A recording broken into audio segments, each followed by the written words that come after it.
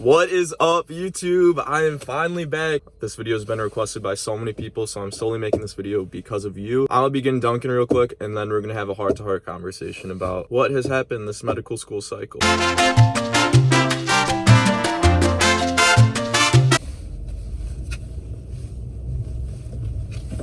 I forgot to check my bank, and I honestly hope I have enough for the $2 coffee, so you know what? We're honestly in this together right now.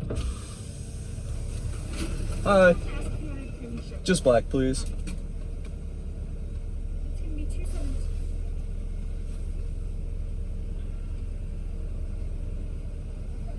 Thank you so much.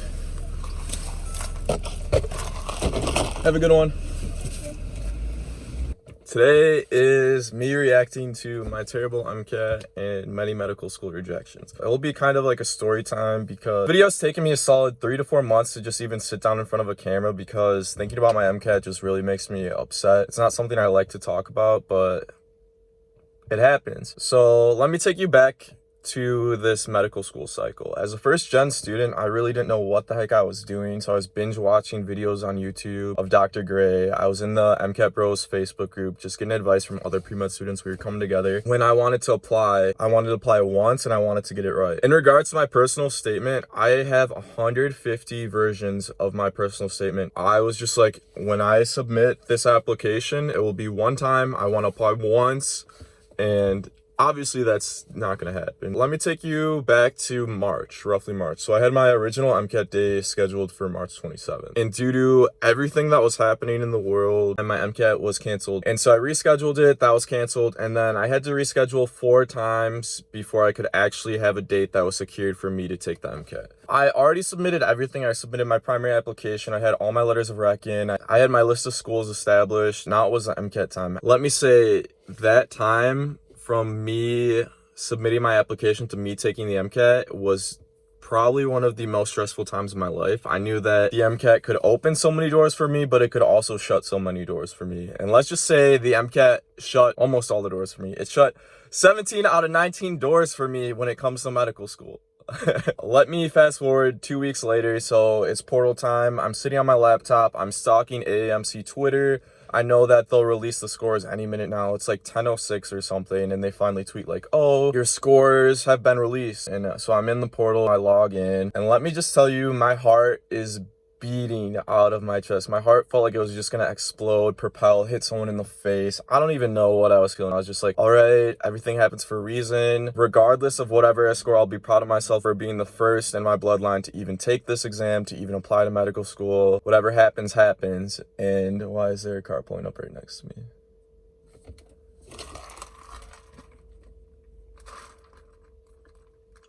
The car that pulled up, it was actually a mom about to drop her kid off to some Boy Scout thing. I was in a church parking lot. I had no idea what was going on. She must have thought I was a dad or something dropping off my kid, so she waved to me. As soon as I opened the portal, and it was bad. It was bad. Let's just say that this score was 10 to 15 points lower than my average full-length exam. I was definitely taken back.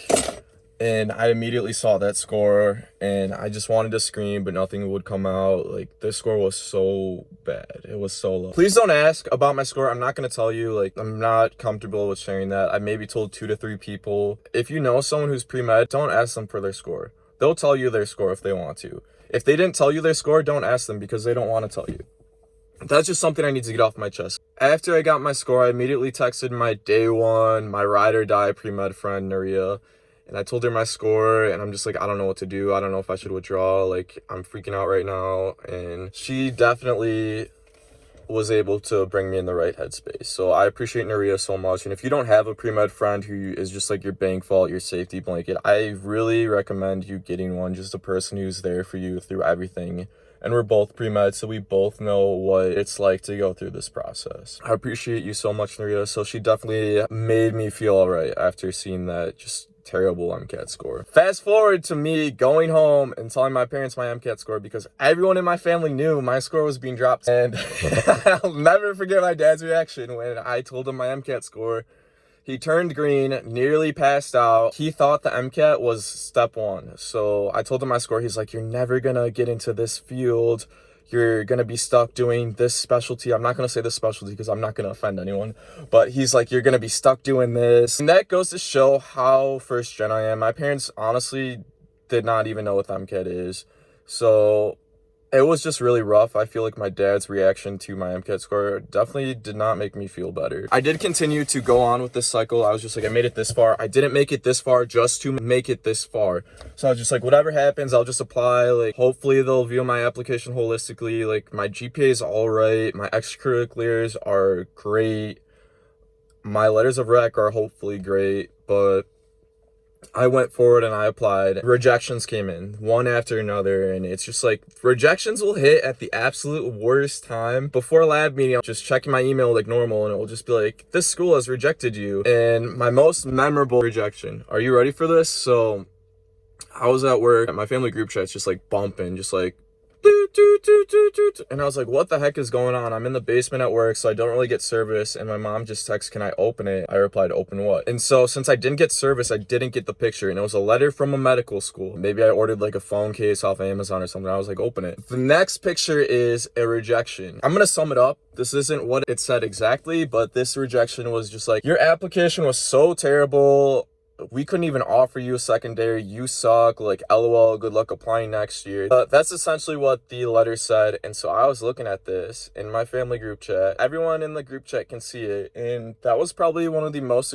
embarrassing experiences I went through when it comes to rejections. Other than that, I'll get an email and it'll just be like, you're rejected, better luck next time, good luck becoming a doctor. So I was rejected from 17 out of 19 schools I applied to. They don't get easier, they all hurt the same. And because I applied to schools that I could 100% see myself going to. There's 2 schools I have left. One of them, I considered it a safety before my MCAT, but life happens. And the other one is my #1 school, and I feel like my small sense of hope is clinging to that #1 school that hasn't rejected me yet. But once that R comes in, that one's gonna hurt. That one's gonna hurt the most. So it's so weird that my #1 school still hasn't rejected me yet. There's still a chance, but at this point I am planning for if I have to reapply. So I do have my MCAT scheduled for March again. Hopefully it's not canceled 4 times. When I say my MCAT is scheduled, I'm not pushing it back.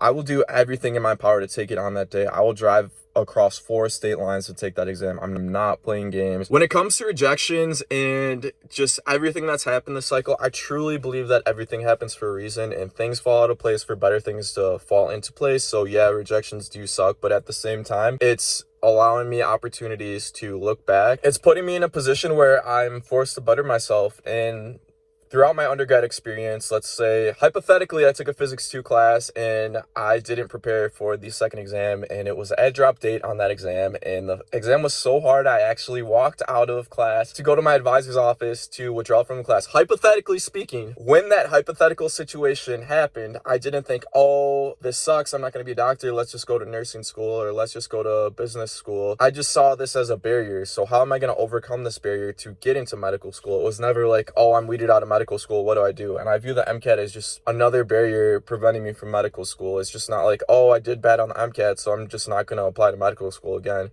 I'm going to do everything in my power to become a physician, and like I previously said, things fall out of place for better things to fall into place. I had to graduate a semester late because my community college credits didn't transfer over, and in that semester I was elected to president of the Society of Future Physicians. I held my first presidential role ever throughout undergrad, and if I wasn't forced to stay an extra semester, that would have never happened. So I look at that as silver lining. So everything happens for a reason. I'm not going to force something that's not meant to be. If I'm rejected from every school I applied to, I'm rejected from every school I applied to. It's out of my control at this point. I'm just not going to stress about it. If I get an email and I get a rejection, yeah, it's going to suck, but honestly, I'm going to use that energy from all my rejections to really propel me forward in this next cycle and to really motivate me to be better. I'm not stopping anytime soon. It's not if I become a physician, it's when I become a physician. And honestly, for those that are going through this, I completely understand where you are right now. I wanted to make this video to just tell you it's all right. I've looked online on YouTube and people react to their MCAT score, and it's just people getting like 517s, 522s, and I've never seen a video of someone reacting to their MCAT score and they get a bad one. So I just want to show the reality of what happens or what can happen. I just wanted to, if I could inspire one person not to give up on their med school journey, yeah, this is hard, but it will be so worth it when we get accepted. I'm here for you. If you ever want to reach out to me me. My Instagram's Future Dr. Tyler. My messages are open. I love to see people get accepted. I love seeing people do just awesome things in pre-med. You inspire me. The messages that I get from people inspire me. So thank you so much if you made it this far. I genuinely appreciate you for making it this far in this video. I honestly didn't have the strength to do this, but it feels so much better now that I'm talking about it. So thank you so much for watching.